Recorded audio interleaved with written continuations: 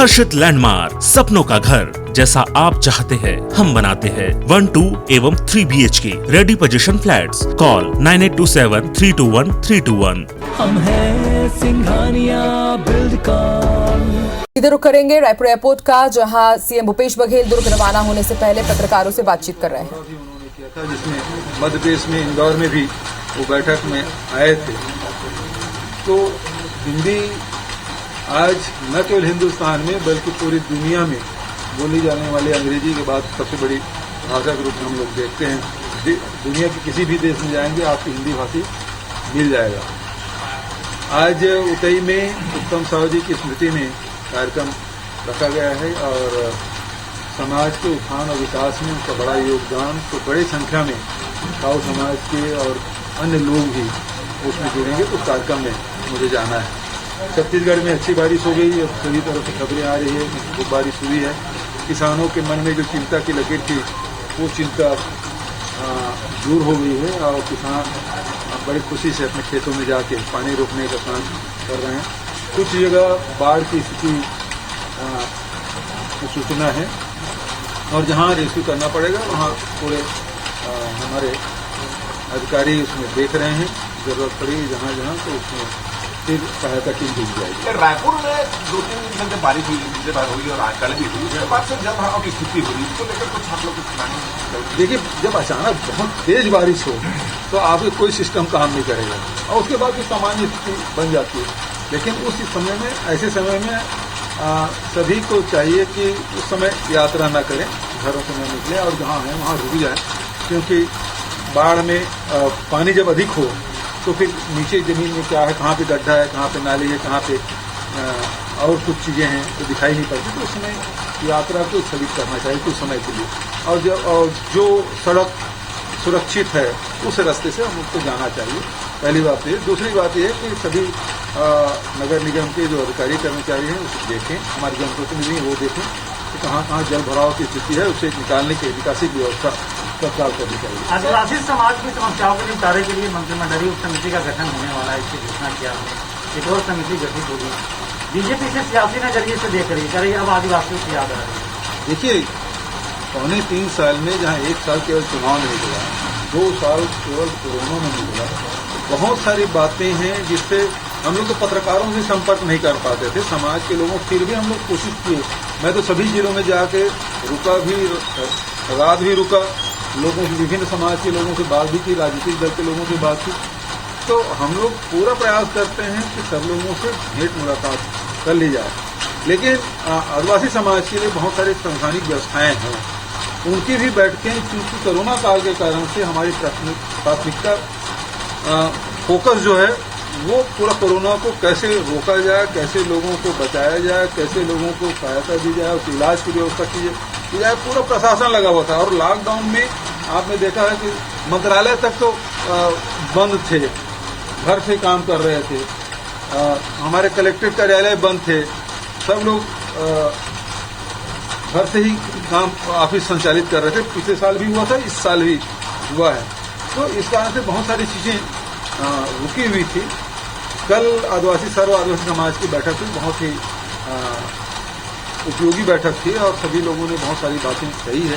तो मैंने कहा आदिवासी की समस्याओं के लिए एक सीएस की अध्यक्षता में, क्योंकि उस समाज की जो समस्याएं केवल एक डिपार्टमेंट का नहीं रहता, बहुत सारे डिपार्टमेंट के रहते हैं, तो सीएस की अध्यक्षता में विभिन्न विभाग के सचिवों की समिति बनेगी और दूसरा मंत्रिमंडलीय उप समिति बनेगी, जो सीएस की अध्यक्षता में जो रिपोर्ट आएगी उसको फिर एग्जामिन करने का काम हमारे मंत्रिमंडलीय समिति, और उस बैठक में वो भी बैठक लेंगे और उस बैठक के बाद उसको कैबिनेट में रख के उनके हित में, उस पक्ष में हम लोग जो फैसला करना है करेंगे।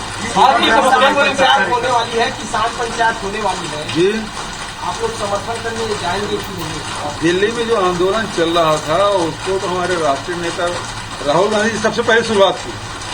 पंजाब में और हरियाणा में ट्रैक्टर के द्वारा यात्राएं उन्होंने की।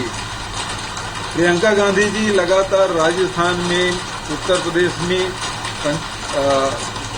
किसान महापंचायत का उन्होंने आयोजन किया। किसान लगातार आंदोलन कर रहे हैं, पूरे देशव्यापी आंदोलन उन्होंने किया है। छत्तीसगढ़ में आ रहे हैं, उनका स्वागत है। यहाँ भी ये भी वो लोग समर्थन मांगते हैं तो निश्चित रूप से उसका होगा। यहाँ की बात जो है वो आज सेवाग्राम की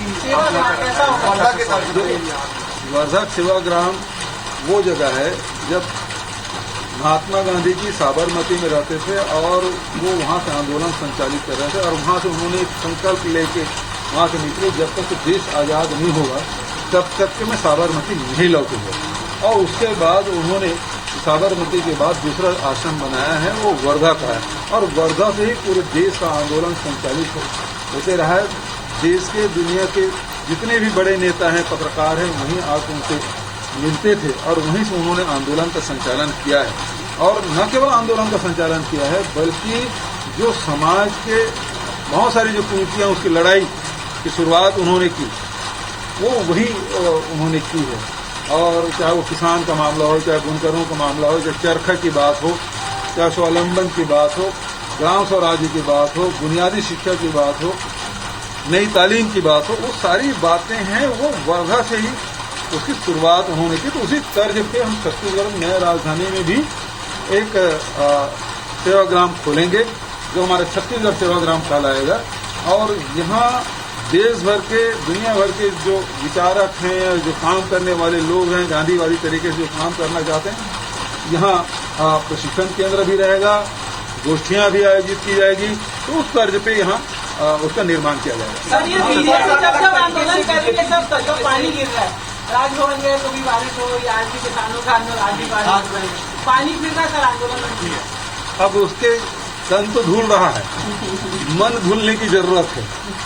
उसके मन साफ नहीं है, उनके पास छत्तीसगढ़ में कोई मुद्दा बचा नहीं है। तो केवल एक मुद्दा है धर्मांतरण की बात, जबकि लॉकडाउन लगा था, कोरोना का संकट रहा है और ऐसे में धर्मांतरण की बात मैं पहले भी कह चुका हूँ कि सबसे ज्यादा चर्चा उसी कार्यकाल में बना है। तो उसके बाद भी ये लोग, अब उनके पास कुछ है ही नहीं और उनको उसके अलावा कोई आता भी नहीं। येदियुरप्पा सर देखिए केंद्रीय मंत्रिमंडल में गुजरात के सीएम बदल दिए गए, उसके बाद छत्तीसगढ़ में भाजपा कुछ शांत रह गया। अब हल्ला कर रहे थे, उल्टा पड़ गया। अब मध्य प्रदेश वाले की चिंता बढ़ गई है।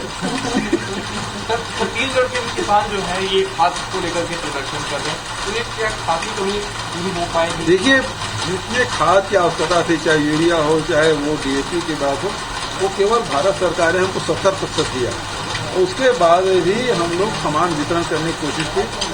कुछ जगहों में हो सकता है कमी, तो उसकी पूर्ति की व्यवस्था हम लोग कर रहे हैं, लेकिन उसकी प्रतिपूर्ति जो है, हम लोग जो वर्मी कंपोस्ट बनाए हैं वो काफी कुछ किसानों को संभाल लिया है।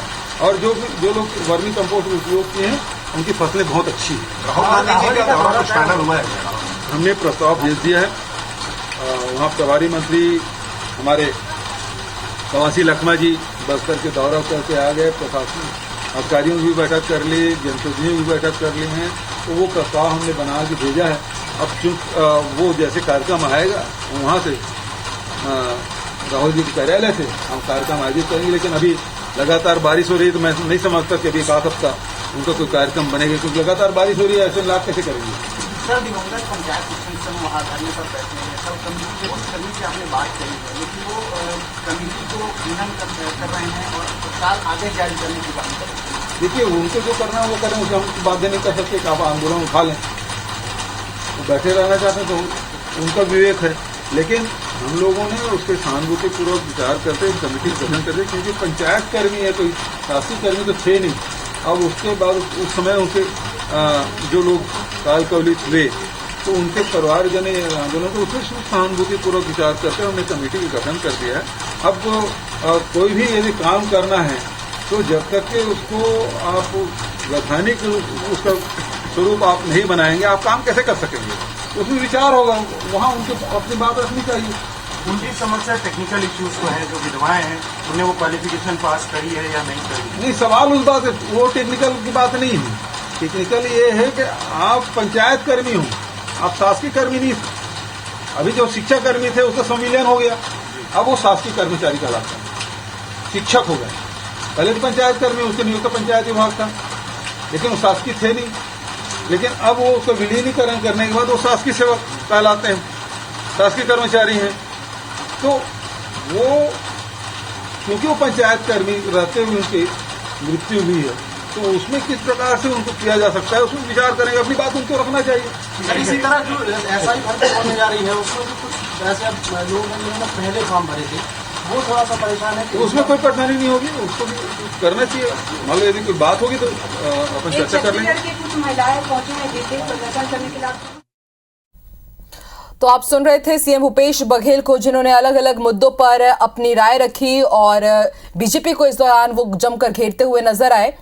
आपको बता दें दुर्ग रवाना होने वाले हैं सीएम भूपेश बघेल और उससे पहले वो मीडिया से बातचीत कर रहे थे।